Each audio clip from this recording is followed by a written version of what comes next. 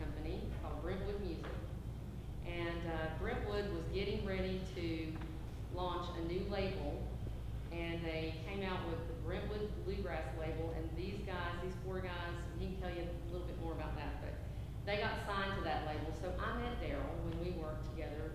He was signed to the label that I worked for. And so we've been friends, kept in touch, lost touch for a long time until social media came into our lives. And then I've just been following his music and what he's doing. He has this wonderful music ministry. He has done a lot of things, you know, like with the New Tradition was the group that we signed. But he's also been with other groups, and notably the Osborne brothers, who had the big hit Rocky Top Tennessee, and played a lot at the Greenville Opry. And so, but he's an amazing songwriter, a great singer, and so I think you'll really connect with his music and his stories tonight. And I'd just like for you to make welcome Daryl Mosley. I appreciate y'all coming out. I don't get a chance to play in North Carolina near enough. I love singing for folks that talk like I do. It don't seem to happen a lot. I do about 150 concerts a year, and a lot of them are either way up north, out west, different places, you know. And, I mean, good folks and seem to like the music, but they don't understand a word I say. I had a concert just a few months ago, and the lady was wanting to buy a T-shirt, and she says, how do these wash up good? I said, yeah, and they don't draw up. She didn't know what draw up was. Communication issue. But I know we won't have that problem tonight. I grew up in a little town of Waverly, Tennessee, about an hour west of Nashville, and grew up singing in church and dreaming of a music career. And I mean, I didn't know if that's what the Lord had in mind. I just knew that's really what I wanted. But I have been blessed for a lot of years to be able to travel and tour and sing and record and, you know, play places like the Greenville Opry and the Bluebird, things like that. But, you know, as Debbie mentioned, more than anything else, I'm just a songwriter. And so these days I do a lot of this, just me and a guitar and sharing some of the songs I've written over the years and the stories behind them. And so that's what I'll do tonight. Now, if you follow gospel music on the radio, television, some of these you may recognize, some of these were hits on the radio for other folks. So if I run across one and you know the words and you want to sing along, you're welcome to do that. That won't bother me. Now, I do have some new songs, some songs you're not going to know. Please don't try to sing on those. I'm just kidding. You can sing on those too. That won't bother me. Now, I'm a lover of story songs, and so you're going to get a good dose of story songs tonight.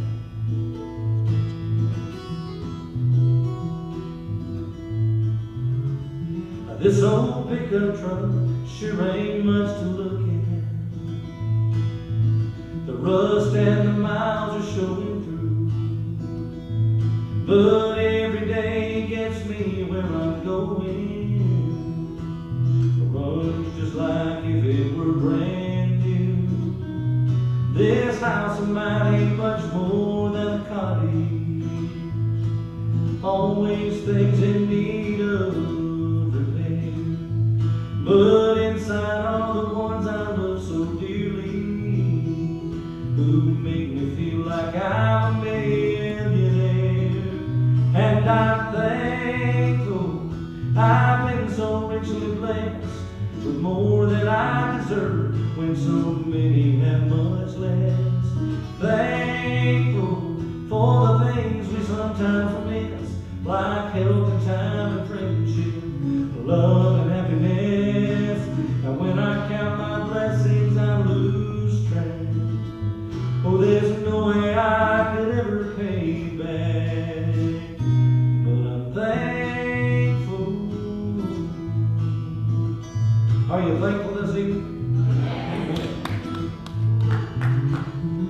I try so hard not to take for granted the very things that I treasure most, and lose sight of the blessings I've been given, and all the gifts that I've been bestowed, because there are so many with so little, and they look at me and think I've got it made. Oh, I'm covered up with all that really matters, so I'm out quietly I pray.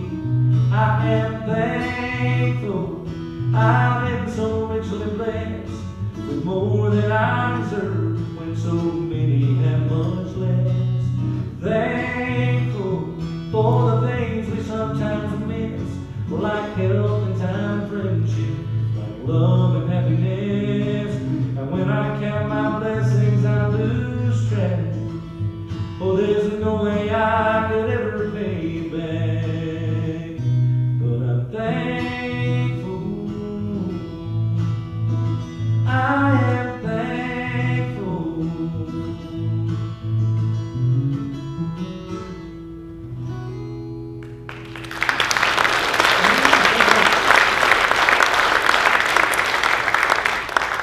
Now I will apologize a little bit ahead of time in case my voice does any squawking or squeaking tonight.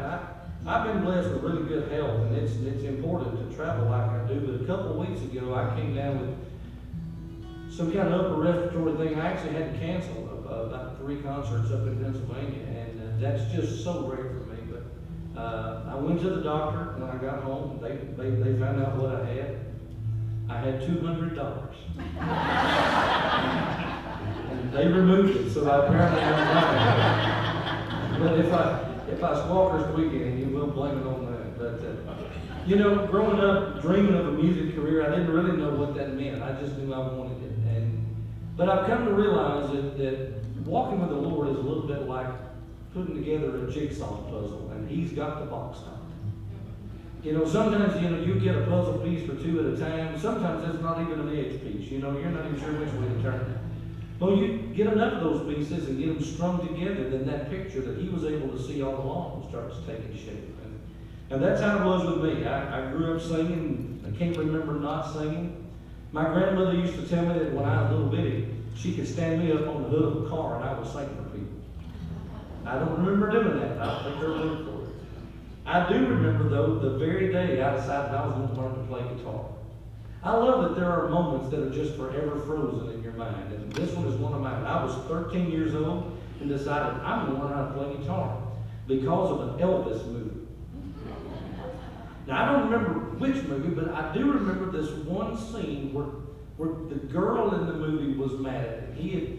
He had messed up somehow, and she was mad, and she wasn't going to talk to him anymore. She didn't want to hear a thing he had to say. Well, Elvis picks up a guitar, sang one song, and fixed everything. But I was only 13, but I was old enough to know that right there being handy to know how to do it.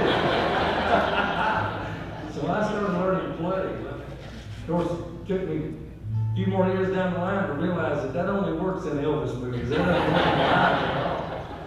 But it got me started playing. Well, fast forward 2, 3, 4 more years, and where I live, have lived my whole life, is about 5 miles from Miss Loretta Lynn. I knew Miss Loretta well and went to school with her twins, and she was always great to me, just kind and encouraging and supportive. And she was the very first one that ever kind of nudged me into songwriting and talked to me about how important it would be for me to learn to do that. And so that kind of got me on the road of learning how to keep my radar up, to listen for things that seemed like they ought to be a song. And I had a wonderful pastor a few years ago that said something in a sermon one day. And even back then I thought, boy, that right there ought to be a song. And finally got around to writing it and recording it. This was actually a #1 song in gospel music last year, but it's just a simple little Bible truth I'll share with you.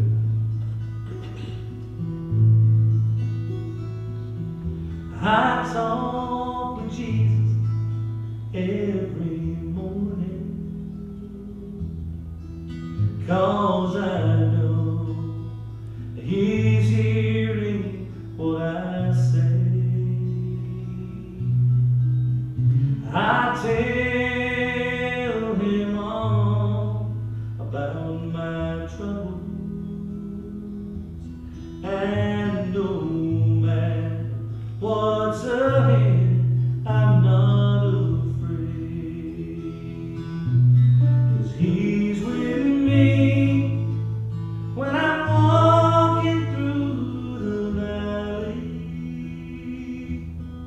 He's with me when the future's growing dim.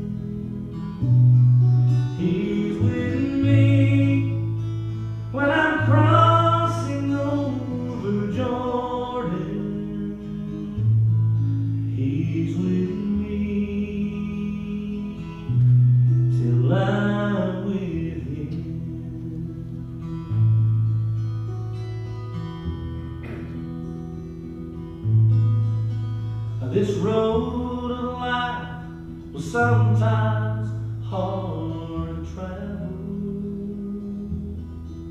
never knowing what waits around the bend. But Jesus is my lifelong companion, by my side from beginning to the end. And He's with me when I'm walking through the valley.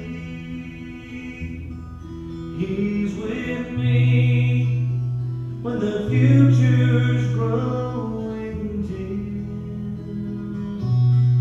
He's with me when I'm crossing over Jordan. He's with me till I'm with Him. Oh, He's with me till I'm with Him.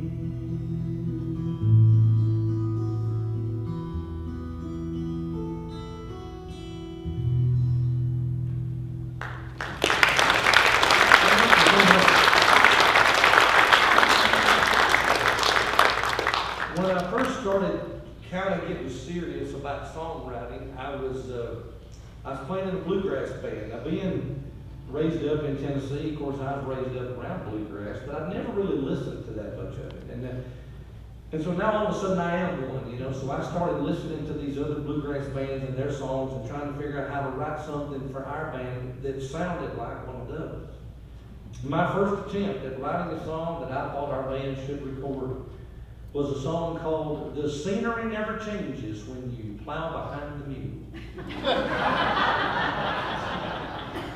Worst song ever written. But fortunately, the Lord gave me another puzzle piece, and He placed in my path this legendary songwriter in Nashville named Larry Shea. Larry's written lots of hit songs, and you know, here I'm, 20, 21 years old, and he just kind of took a liking to me. He used to let me come to his office and just sit down and play him whatever song I've been working on. And he would tell me what worked and what didn't, and what I needed to work on, and kind of help me build the craft. And one of the things Larry said that I took to heart, he said, "Daryl, write about what you know. Write about the things that matter to you." And that's been the best advice, because that's what I've done my whole career, is I write about the little town I grew up in, and the little church I grew up in, and little towns and churches like that all across America. Because, those are my people. Those are the people that I most relate to. And I've had a lot of fun hearing their stories. These are people that largely kind of fly under the radar, but they live these really big, full lives. And so those are my people. But occasionally over the years, one of my own stories would find its way into a song. We used to have a little grocery store in my town. In fact, there used to be little grocery stores like this everywhere. Back in the days, before the big box stores, young people, there was these great little grocery stores. You'd be out on a 2-lane somewhere, and there you'd be. And they all kind of looked alike. Ours was called Hicks's Grocery. Mr. Orville Hicks owned it. It was a little block building. It had one gas pump in the front. It had a screen door. And you could walk in that screen door and turn to the left, and he had a big drink box with the Coca-Colas and the great knee-highs and stuff in the little glass bottles. And you'd have to slide it out of that thing and pop the top off of it. And the peanut barrel was right beside it, and you didn't have to tell anybody why the peanuts was that close to the cold drinks. They sold feed, different things. Mr. Hicks always kept a spiral notebook under his cash register to keep up with the folks who was buying groceries on credit. Now that's high-tech bookkeeping right there. But as a kid, what I remember most about Mr. Hicks's store is Mr. Hicks had the best candy counter of any store in town. I mean, and then when Granddaddy gave you some money for some candy, that was a big decision. We just kids, we just go down the stairs, because you could start right at the top with the Lifesavers and the Dentine and just go right down through every candy bar you can think of. A lot of them they don't even make now. Candy bars and baseball cards and them little wax bottles with the juice inside. You remember that? And pixie sticks and jawbreakers and candy cigarettes. You remember candy cigarettes? I was 2 pack a day on those things. But one day I will never forget. I was with my daddy. We were on the way home, and Dad noticed that I had a piece of candy, and he also knew I did not have any money with me. And he said, "Did Mr. Hicks give you that?" I gave him the only answer I could. I said, because I didn't want to lie, and I knew I couldn't tell him the truth. And so he turned his pickup truck around, drove me back to Mr. Hicks' store, made this little fella go in there by myself and confess. Boy, I didn't want to do it, but I did it. And all these years later, I remember every detail of that whole experience. I mean, it made an impression on me that I never forgot. A couple things made an impression on me. Some of y'all know what I mean about that. But a few years ago, I was doing some songwriting, and a version of that story found its way into a song. Now, if you're a Southern gospel music fan, you may know this one.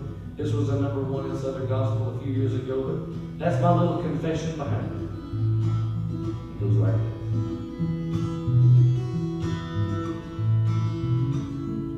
Two little boys were staring at the candy on display.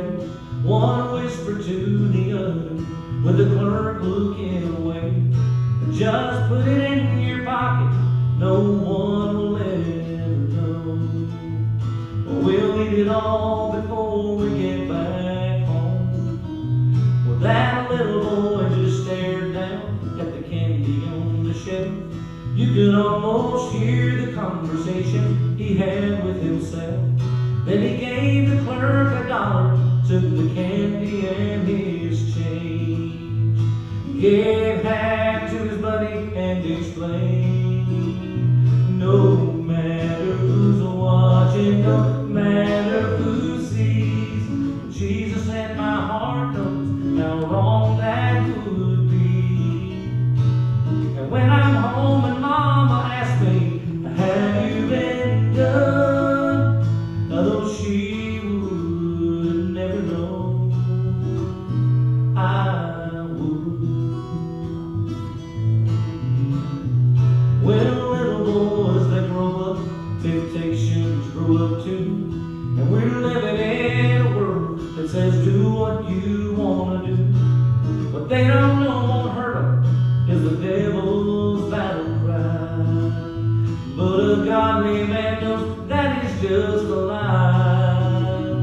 No matter who's watching, no matter who sees, but Jesus in my heart knows how wrong that would be. And when the Holy Spirit asks me, "Have you been done?"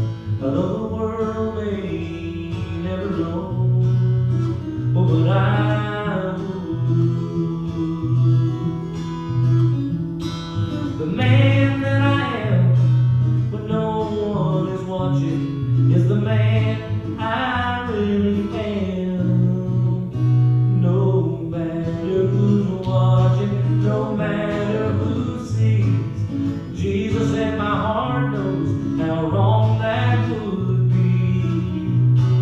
And when the Holy Spirit asks me, "Have you been done?" Although the world may never know, I know the world may not ever know, but I would. Oh, me and Jesus would.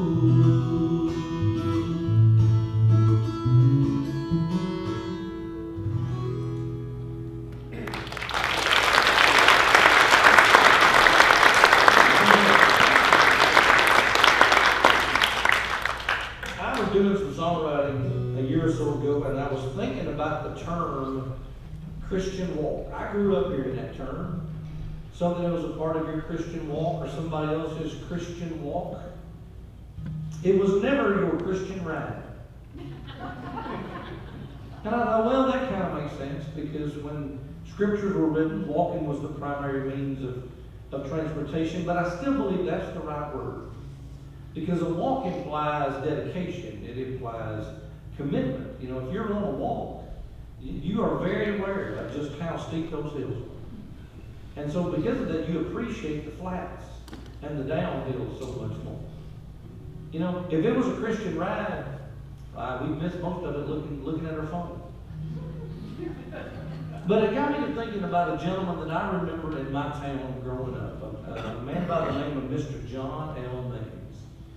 Mr. John was a number of years older than me. In fact, of course, he started this long before I was born. Mr. John was a black man who was severely autistic. But Mr. John would get up every morning and walk. And he would first walk up to the hospital and visit with the folks in the hospital. And then he'd walk down to the nursing home and visit with the folks in the nursing home. And he would finish up at the funeral home, visiting with the families of the bereaved. And Mr. John went to the funerals of just about everybody that died in my community for decades. I mean, I can't imagine the thousands of miles that man walked in his lifetime. He was just a precious soul, and we loved him, and he loved us. Well, in 2017, when he finally passed away, of course, our little town didn't have a building big enough for that funeral. People standing everywhere, but when they finished the service and they had lined up the cars to head to the cemetery, they drove Mr. John's route one more time.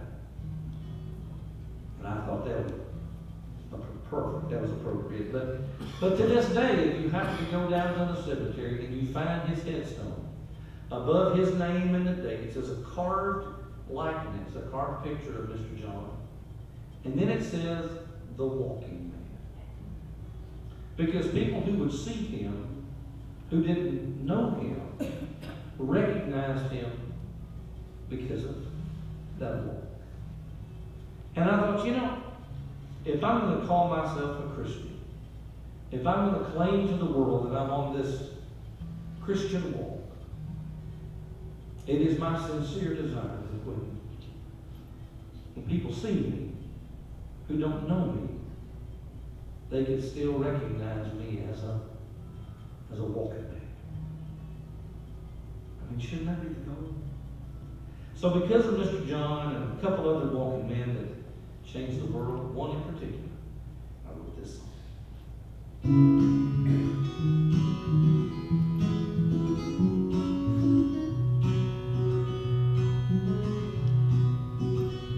You could find him every morning on the sidewalks of our town. Rain or shine, it didn't matter. Mr. John would make his rounds. He'd be visiting the shut-ins and the county nursing home. He attended every funeral, paid respects to those gone on. One foot and then the other, step by step he stayed the course, thinking only about others, listening to the Master's voice, moving with a purpose, faithful to the plan, and focused on the mighty task at hand. He was a walking man.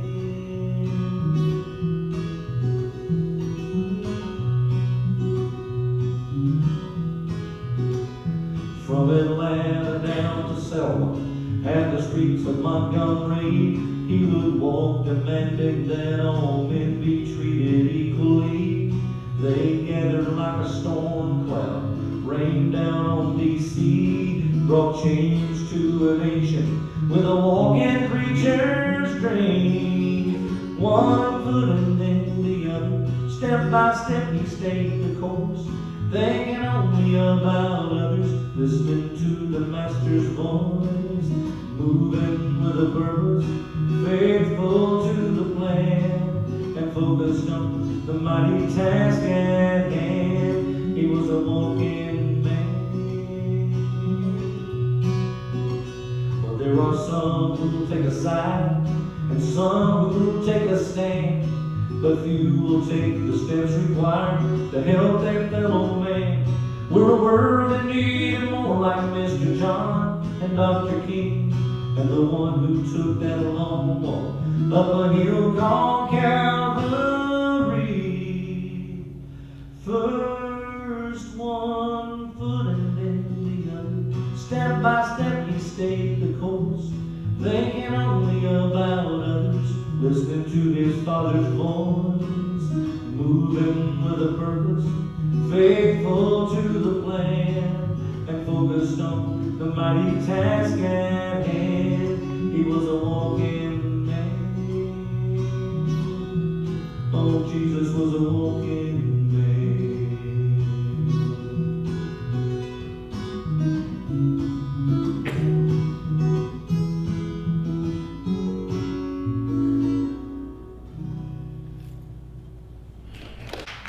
You know, Deb mentioned how we met was, I introduced the band I was with, was recording for the label she worked at. And last summer, we got invited, me and my former bandmates got invited to go down to Texas and do a reunion concert. Now understand, we had been together a long time. None of us had been on stage together in over 25 years. And they invited us down there to do this reunion concert. We had the best time, you know, catching up and trying to remember the words of those old songs. And we had so much fun. But I got to looking at the pictures afterwards and I thought, man, them old boys got old. It's funny how it feels that way, isn't it? You know, it sneaks right up on us. It is so obvious with everybody else, you know. You know, and I've gotten to that age, of course, when I'm having those little reminders myself. One of my very favorite stories, I was playing the Grand Ole Opry one night, and I'm standing in the wings waiting to go on, and on stage is this young group, and I can't think of their name. They were two girls and a guy. They were about 30 years old, singing some big hit record they had, and they were just crushing it. They sounded great, you know. And I'm just standing here watching because I'm on next, and they finished up their song, and they're kind of bringing them off stage. And Pete Fisher was the manager of the Opry at that time, and he was escorting one of these young ladies off stage, and she stops. And she leans down to Pete, and she points right in my direction, and she says, "I would like to meet him." So I start looking around trying to figure out who is she pointing at, you know. I thought, you know, Vince Gill or Ricky Skaggs or somebody had walked up beside me, but I'm standing there by myself. So Pete brings her over, and I introduce myself. She says, "I know exactly who you are." I said, "Really?" She's like, "Yeah, when I was like 3 years old, my grandmother used to bring me to your concert." That was not the conversation I thought it was going to be. I laughed, and she finally got back to the dressing room and called her mom. Like, "You remember that old guy, Grandma?" But you know, I'm grateful that I grew up when I did. You know, I grew up in a world where you come home from school, you did your chores. We ate supper together at the table as a family. After supper, you did your homework. And then if you had any time left, that time belonged to you. Well, when I had some time left, I'd usually grab a guitar, but if I had been raised up in a world that offered, you know, video games and cell phones and other distractions, maybe I would reach for something else, and it could have changed the direction of my whole life. So I'm grateful that God allowed me to grow up when I did. I'm just a little unprepared for how fast those years got away. I get invited, I'm the youngest member still, but I get invited now to go down to the cafe in the morning and sit at the liars table. I love these guys. These guys, they're all retired, and I just think it's hilarious. They're retired. They don't have to do anything. But they get up earlier than they have to and drive to town and pay for coffee so that they can sit at a table and insult one another. It is the funniest club I've ever been a member of. But they're just the best guys. They're all still really involved in the community, and most of them in their churches, and they're about a generation older than me, and so I love to hear their stories. And so this song here I wrote, this is just kind of a composite of some of the stories that they have shared with me over the years. And this song is specifically geared to the guys that are here, but I have no doubt that the ladies that are here will find themselves in the song as well.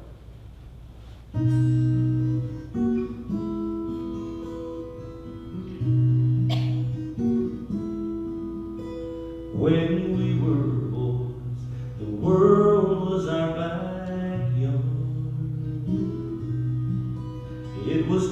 market books, pen knives, and baseball cards. Hide and seek and tug of war, race you to the candy store. We didn't know what girls were for back when we were born. When we were boys, we'd sleep out beneath the stars, trade bottles and 4-nickel candy bars, floating on an inner tube, skipping rocks, bending rules. Oh, the things we got into back when we were boys.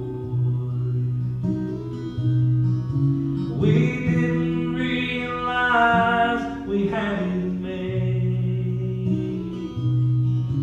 with a cane pole and a best friend in the shade. Supper on the stove, no bills to pay.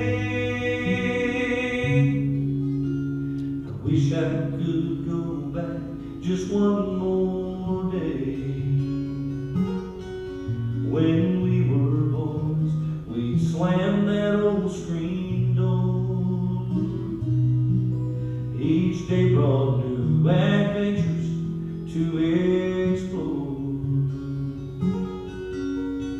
Stay out till the sun was gone, till street lights started coming on. Mom and Papa, y'all come home, back when we were born.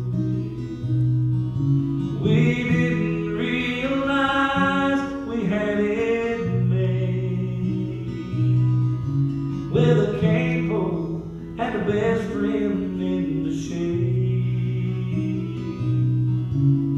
Supper on the stove, no bills to pay.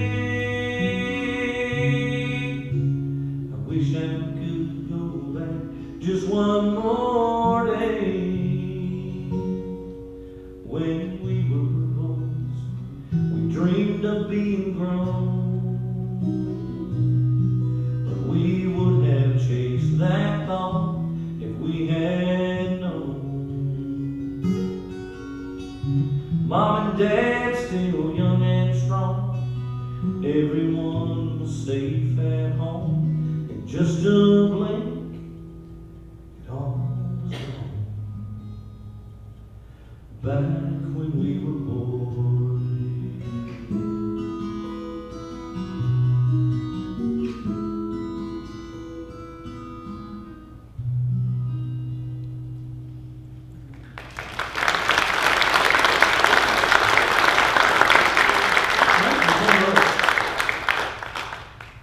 This is such a beautiful sanctuary, and I love one of the things I've been able to do in all my travels is see lots of different kinds of churches and lots of different sizes, and everything from little bitty ones up to First Church Denver and Houston, different places. But I am a product of a small church, and I sometimes feel sorry for people who've never had any of the small church experience. There are things that happen in a small church you can't get anywhere else. You can't hide in a small church. I mean, you lay out, you don't come, they notice. Because you sit in the same spot every week. And then they start calling and making sure you're not sick, and shame you coming right back. But I have great memories of the little church I grew up in. I was 13 years old, I was a song leader. Wouldn't you love to have a song leader whose voice is changing? One minute the song's here, the next minute the song's here. All the things that I'll never forget. We had a pastor one time. I mean, he was really preaching. I mean, he was shucking the corn, and he decided to go for this big dramatic moment, and he reared back and slammed down on the pulpit. And when he did, his false teeth come out. God is my witness. He caught him about right there, and just slung them back in his mouth and kept preaching. I don't know. I don't remember how much longer he preached, but For us young people in the back, service was over by then. But you know what? I was blessed at that church with some really wonderful Christian men and women that took interest in me and encouraged me and supported me and taught me and fussed at me when necessary. And that's truly been the foundation of my life. I mean, I'm blessed that I'm able to say that I grew up in a world where I knew about Jesus until I was old enough to know him. So there was never really a time in my life when I was not aware of his love for me and his desire for me. And that just changes everything. You know, and I find their influence still finding its way to me. I wrote a song, and I love songs that are written from the perspective of something that couldn't tell its own story. And as you can imagine, I spent a lot of time in hotels. And I was in this hotel room, and I was thinking about that room. And, you know, the people who were in there the night before, or the people who will be in there tomorrow night. What's their story? You know, are they like me? Are they traveling, you know, for work? Or maybe they're traveling for vacation. Maybe it's something fun. Or maybe they're there because of a funeral or a health issue. Maybe it's something difficult. But I'm grateful to know that in most all the hotels that I stay in, started making it a habit years ago to look to see if it's there, to see if the Bible is there. And most of the hotels I stay in across the country, it's still there. Sometimes it's not, but most of the time it is. And that night I was just grateful that for whatever those people last night or tomorrow night or the next night were dealing with, that the Word of God was close at hand. And so all those thoughts were kind of rolling together, and I wrote this song.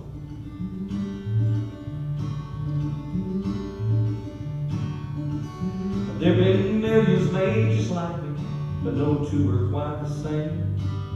Each of us has stories of the lives that we've seen changed.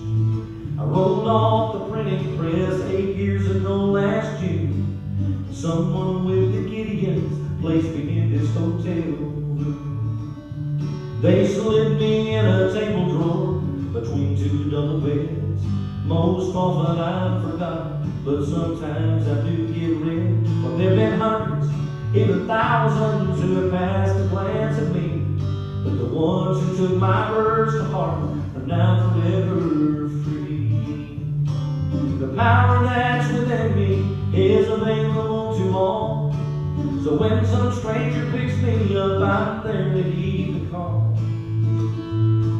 Whatever you are seeking for today and evermore, it's pressed upon my pages.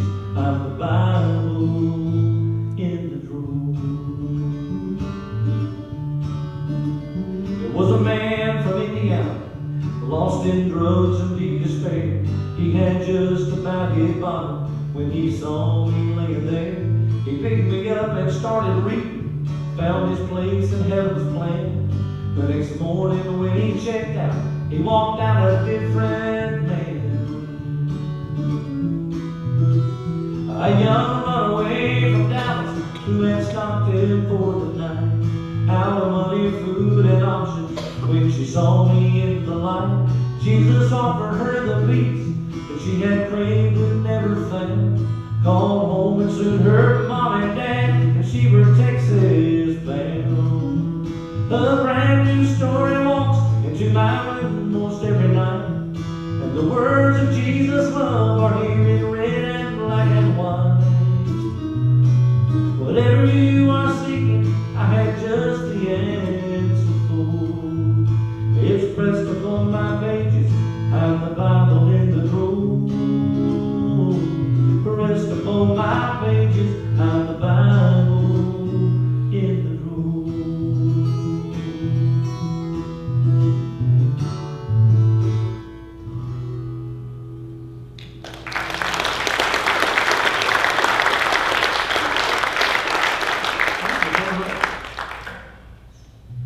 After all these years of writing songs, I still don't really fully understand the process. You know, songwriting is its own mystery. Sometimes you'll have an idea and you'll work on it and you'll struggle and you'll hit kind of a wall, you'll put it aside, and get it back out later. You might call in a friend, co-writer, to work on it with you, and you can hammer away at it and finally write a good song. But I mean, you're doing it just from, blood, sweat, and tears. But other times, songs almost show up intact. And it's sometimes hard to determine, am I writing this or am I just writing this down? Did I hear this somewhere else, And so I know that God's in charge of all that. That's outside of my pay grade, but it's just, I never know what's going to happen when a song starts. And sometimes as much as anybody else, I learn from my songs. My songs will speak to me. He preaches to me through them, and I'm grateful for that. And sometimes I learn about other people. Sitting with my friends at the cafe in the morning, like I said, they have great stories, but every now and then I notice a little bit of melancholy. Because the world is changing so much. And it's changing so rapidly. I'm younger than them, but I noticed it. The world I grew up in was not that different from the world my parents grew up in. I grew up in a house with one television, 3 channels. You watched it all the time. Now we got a TV in every room, 300 channels, can't find anything to watch. When I was a kid, when many of you were a kid, you would never call somebody on the phone, and when they answered, ask them, "Where are you?" Because you knew where they were. You probably knew what room they were standing in. Because that thing was nailed to the wall. Where else did they go? It's a different world now. And so for some of my friends and some conversations I've had with my mom, there are moments when that change is difficult. And this song, it helped me see things from a different perspective. And for some of the younger folks that are here, maybe this song will do the same for you.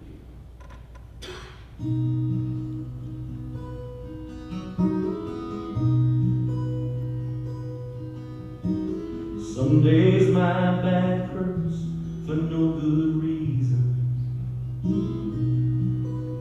My hands ache when the rain's coming in. It seems I'm always looking for my glasses, or dozing in my easy chair again. I see this old man every time I'm shaving, a face that I barely recognize. It's like I'm trapped in someone else's body. I'm looking at the world through fading eyes. But I'm still here, I'm still me. Inside I'm still the boy I used to be. I still run and jump and climb through the meadows in my mind. How quickly did those days all disappear? They're all gone, but I'm still here.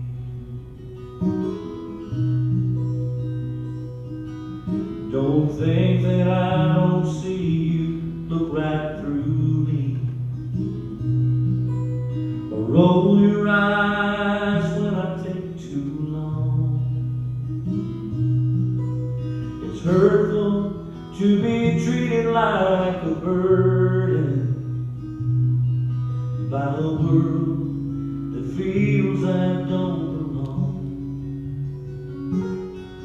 I traded restless youth for aging wisdom,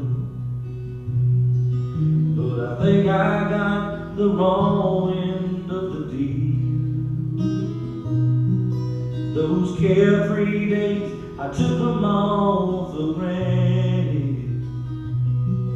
Now staring at the end is just surreal, 'cause I'm still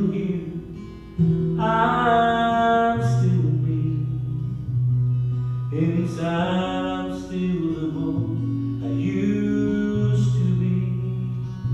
I still run and jump and climb through the meadows in my mind. How quickly did those days all disappear? They're all gone, but I'm still here.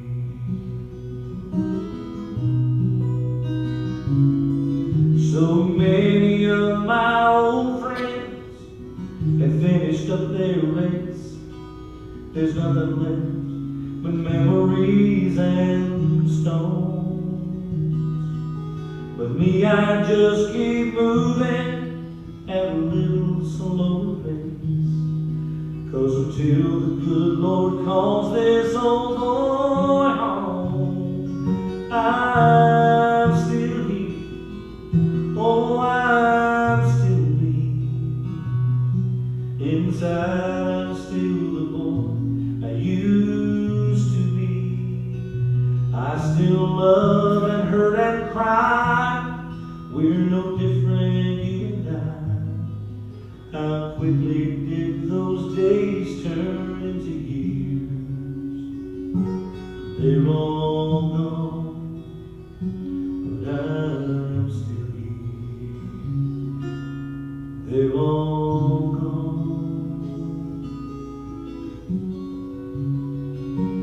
I'm still here.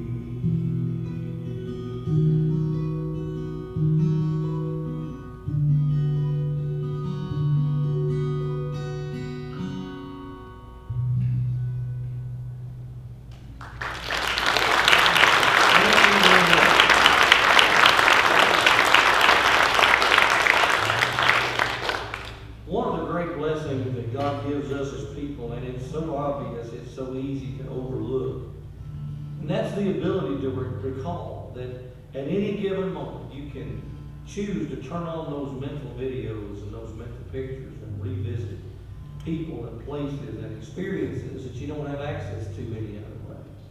I love that, and the older I get, the more I appreciate that. And I guess it's because the older I get, the greater the volume of those mental pictures become.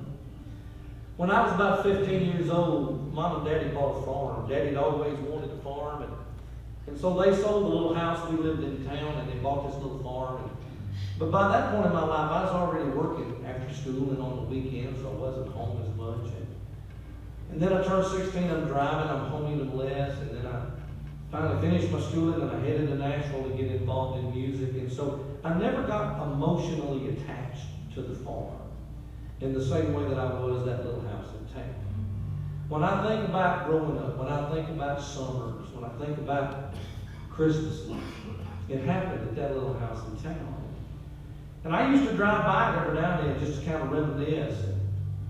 But I'll never forget one time I was there, and I'm almost sitting still in the road, and I'm looking at that little house, and there's where my bedroom was, and over there's where the basketball goal was, and all these memories flooded in.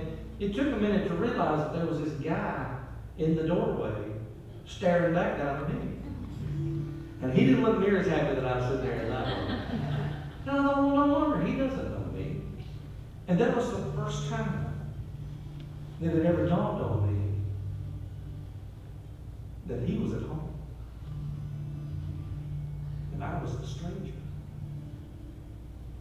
And it seemed like it should have been the other way around. Because I could still walk in that house blindfolded. And I thought, most of us can relate to that. Most of us have a house, a home, a place in your past, in your heart, that you hold precious even if you no longer have access to it. And those are powerful.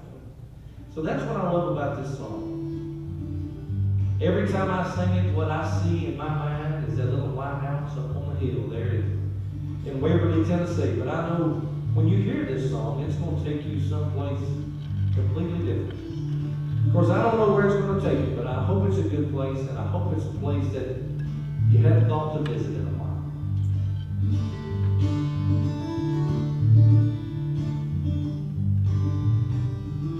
A little wood frame house on a quiet street.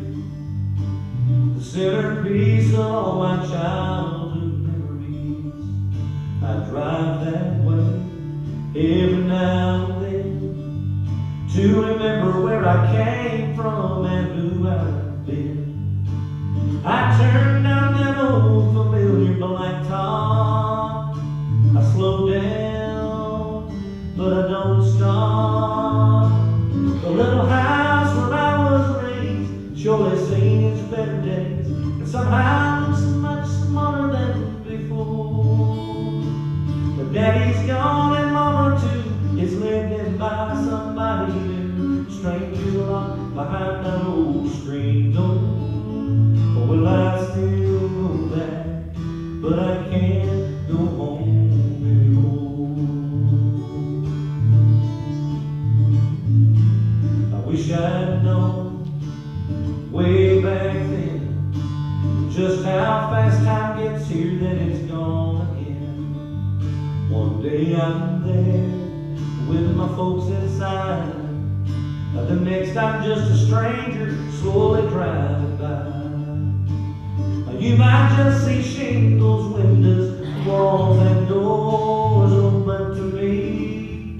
It's so much more. The little house where I was raised surely seen its better days, but somehow looks much smaller than before.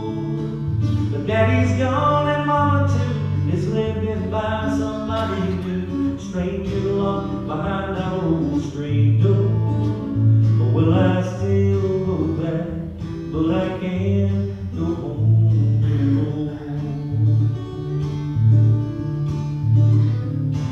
The backyard where we tossed the ball till Mama said supper's ready, y'all. Then we joined hands and Daddy thanked the Lord. The bedroom where I dared to dream of places I had never seen. A great big world they called me to explore. And brought me back full circle to this door. Or will I still go back? But I can't go home anymore. Yes, I still go back, but I can't go home anymore.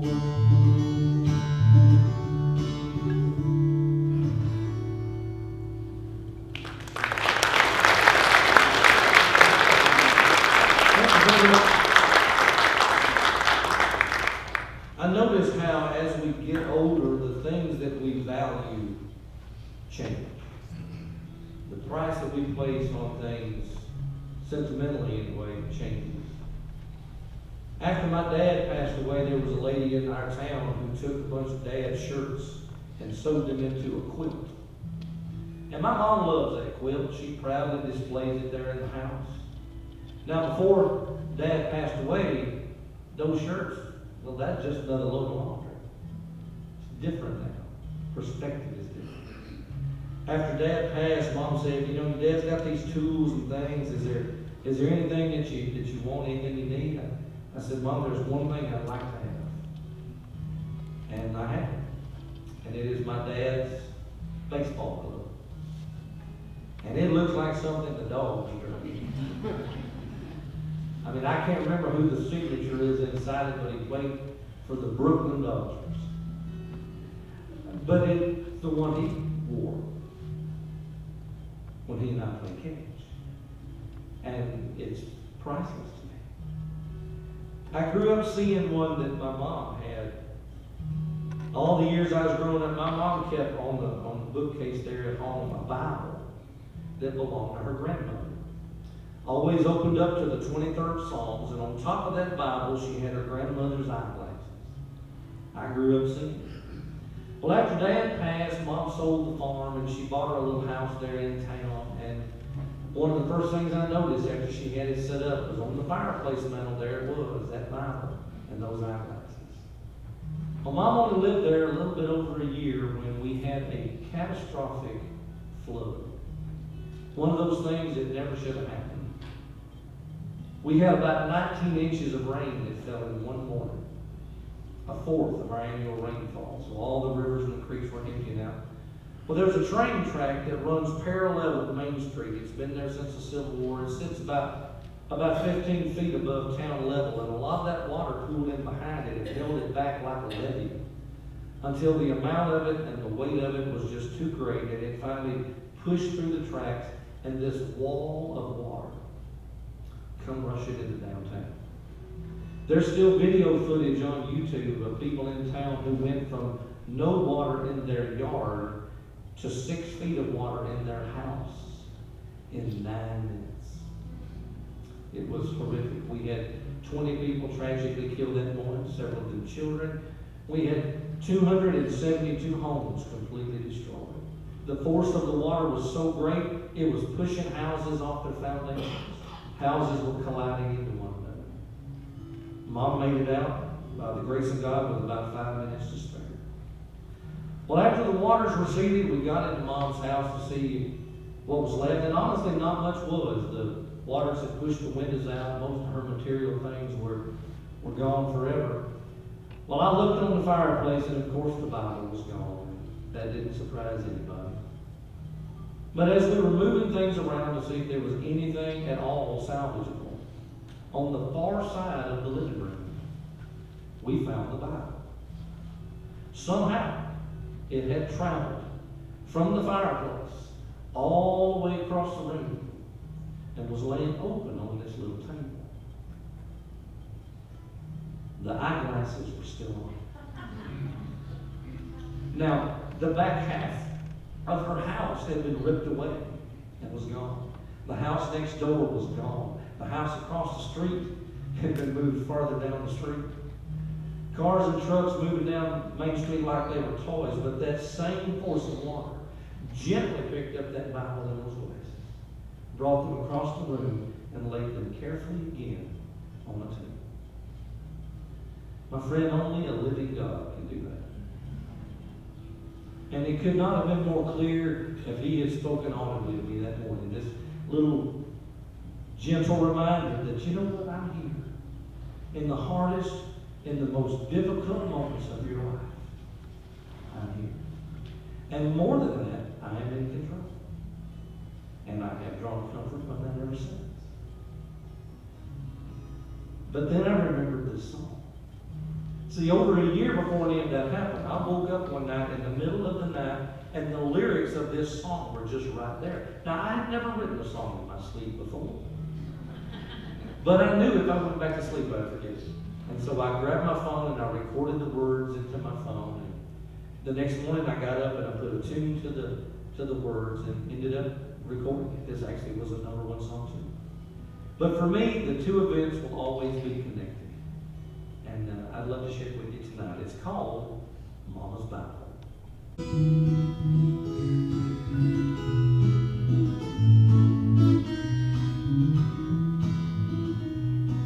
The services were over, most everyone was gone. Friends with their condolences for a mama who passed on.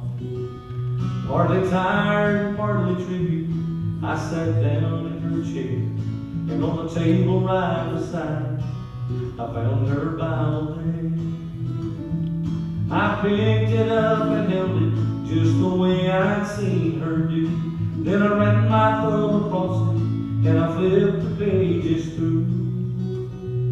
That's when I started seeing little pieces of her past she'd placed between the pages just to make the moments last. Not too far into Genesis, I found a faded rose, one she'd saved from her bridal flowers, I suppose. Because right there beside it was an old worn black and white of my mama holding roses and my daddy smiling bright. I found an old church program between Judges and Ruth from the Sunday I got baptized back in my days of youth. And over in Hosea I found a lock of hair, not sure who it belonged to or why she kept it there. I noticed there there in Proverbs, a page was torn and dry. I knew that it was from the tears that my sweet mama cried. But they fell on the verse about training up a child as he should go. And I knew that she'd been praying because she loved us so. I found a family picture taken on a Christmas day, the last one we had together before Daddy passed away. As she placed his obituary by the 3rd chapter of John, and I knew how much she missed him in the days since he'd been gone. All through the book I found them little treasures tucked away, milestones on the road of life, memories that she saved. Trinkets of no value except to a mother and a wife, whose family and Savior were the center of her life. I closed it and returned it to that table by the chair, sat for a moment longer and said a silent prayer. I thank God for such a mama and the memories that I hold, more precious now than rubies, more valuable than gold. More precious now than rubies, more valuable than gold.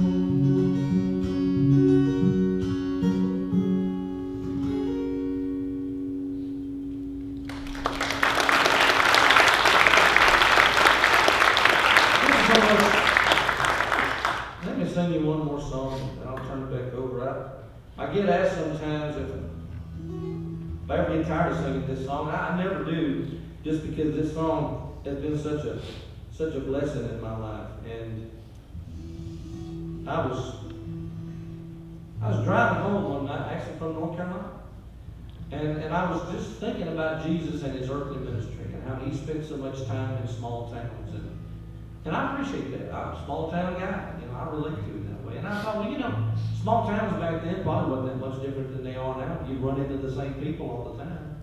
Then how can you not? That's how small towns work. And maybe back then, if you see somebody across the road, you throw your hand up because you know who they are. Or maybe you see somebody over there and you recognize them because of how they are. Maybe you knew that right over there is where the crippled man sits and begs. And he's there every day. And you see him till you just kind of quit seeing him. He's still there, but you just don't notice. Kind of like the homeless folks at the intersection sometimes. And then Jesus would come through and start healing people.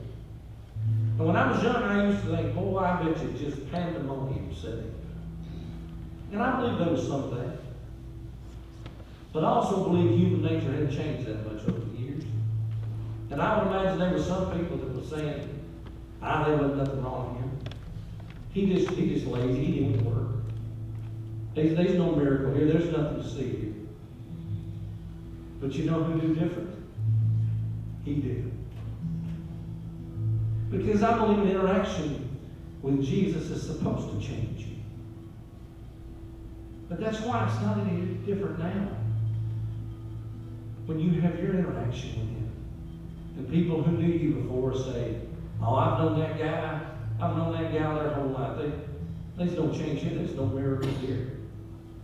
There's nothing to see here. But you know different. Because you're the one he touched.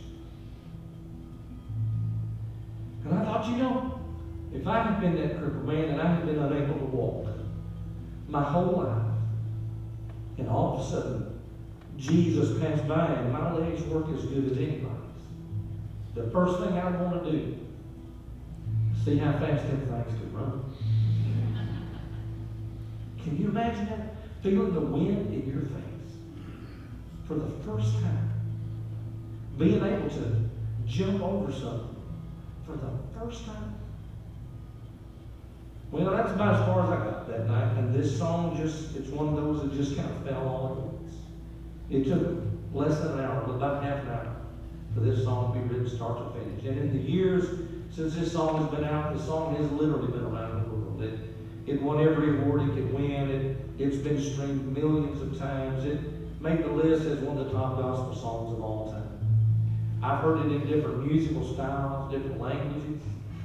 I'm amazed at where it ends up. There is a black gospel version of this song. There's a mountain bluegrass version of this song. I've heard this song sung by a praise and worship choir from Jamaica. I've heard it sung by a youth choir from South Africa. And rarely does a weekend go by that somebody will come up to me with some story of how the song has found its way into their life. I laughed. I got an email a couple months ago from a guy who was going into the hospital for major surgery.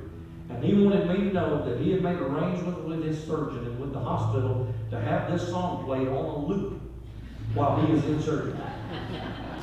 God forgive me, but the first thing I thought was, I hope that's not one of them 10-hour surgeries.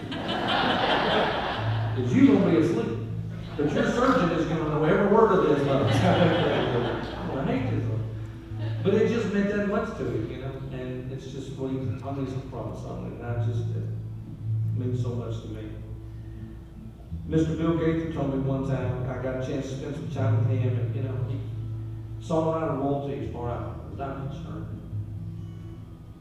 But he said, you know, Daryl, one of these days that song's going to outlive you. And I never really thought about that. He said, yeah, you know, if the Lord tarries, one of these days we won't be here to sing these songs. But the songs stay behind. And other folks singing them. And God's still being glorified by them. And I was just overwhelmed at that. You know, there's some moments in your relationship with God where He just pulls you a little extra close. And that was one of mine. That awareness that the God of the universe, the God of creation, the God of my Bible, knew me and loved me and sent a Savior to die for me. And then could still look beyond my faults and my weaknesses and allow me to be a part of something that was going to last longer than I would. I mean, how do you think of God like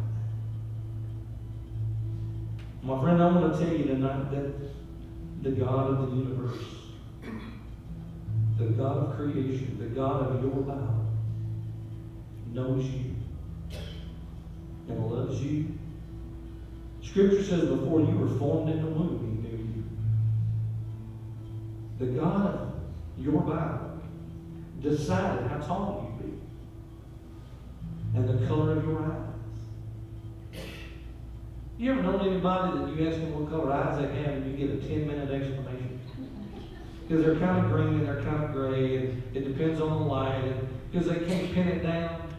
I've come to accept that maybe we just don't have that color here. Maybe that's a heavenly color.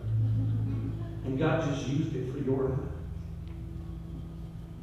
And then He placed in you gifts and talents and skills and abilities and a personality that is completely exclusive to you. Never before in the history of time, never again, no matter how long it is before He returns, will there be another you. You are a God original. And then because He knew you needed it, He sent a Savior to die for you. And if that alone were not enough, He can look beyond your faults and your weaknesses and wants to bring good things to you. He just wants you to trust Him. I don't understand how anybody could not want to serve a Savior like that. So it'll never get old for me to sing this song. If you've been around gospel music at all over the years, it's probably crossed your path somewhere along the way. This is pretty close to what it sounded like that night years ago coming home from your sweet state, the night this song was born. I was working in town one afternoon, attending some business affairs. I heard a commotion a couple streets over. I wondered what's happening there. A young man was running from in that direction. He stopped just to catch his breath. Oh, I asked him to please tell me what was the hurry. Oh,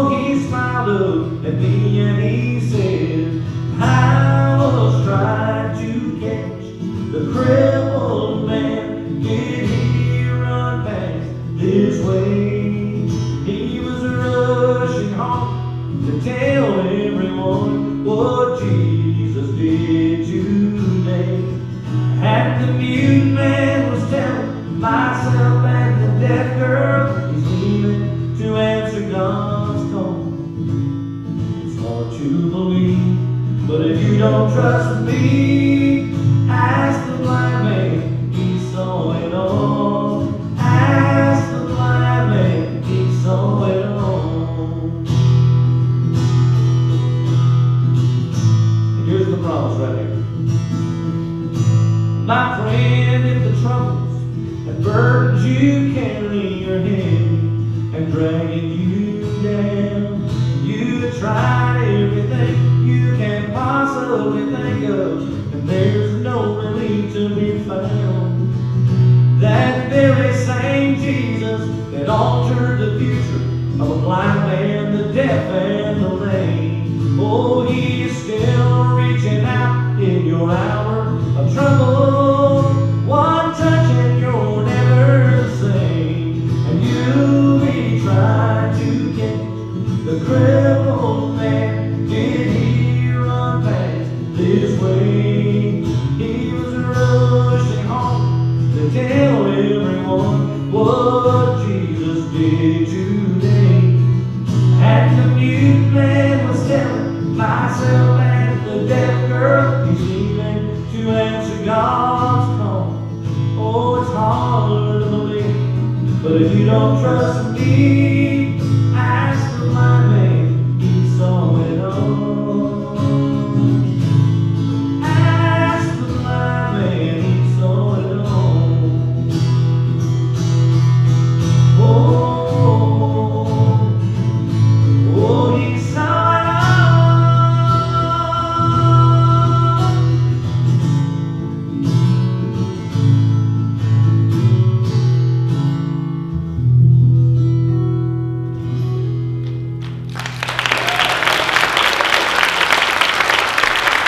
I appreciate you coming out and sharing your evening with me. I do covet your prayers. Like I said, I'm on the road a lot. I average driving about 5,000 miles a month.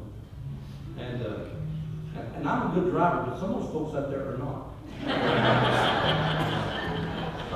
I appreciate you praying for me. Pray for them too, if you don't mind. Now, I have a website. It's just my name, DarylMosley.com, and my schedule is on there. If you want to see what I am. And if you use social medias, Facebook and Instagram, I have those too. And I post pictures a lot of some of the places I see in my travels, so you're welcome to follow those if you like.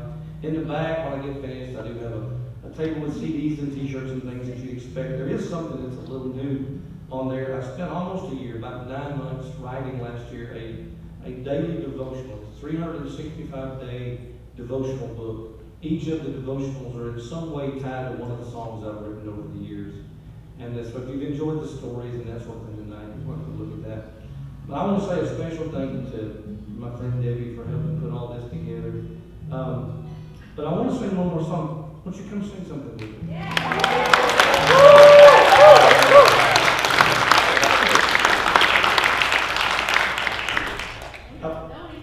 I promised we didn't rehearse anything because I knew if I asked her ahead of time, she'd tell me no. She's not going to tell all y'all no. That's right. Yeah. We'll sing that. What key do you want to do? Just pick one. Well, sing me a little and I'll find it. He touched me, oh, he touched me.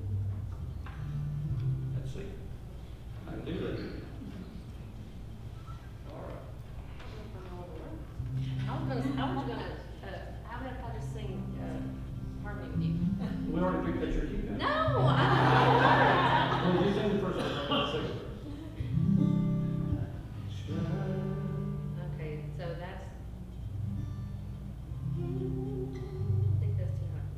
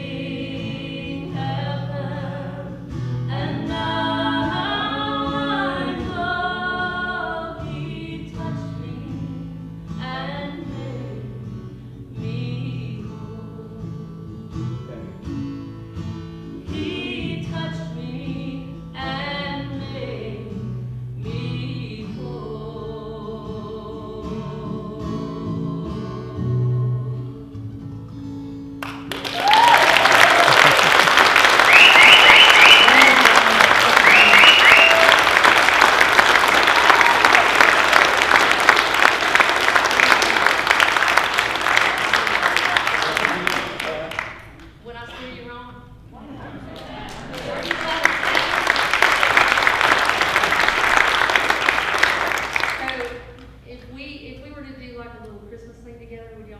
Yes.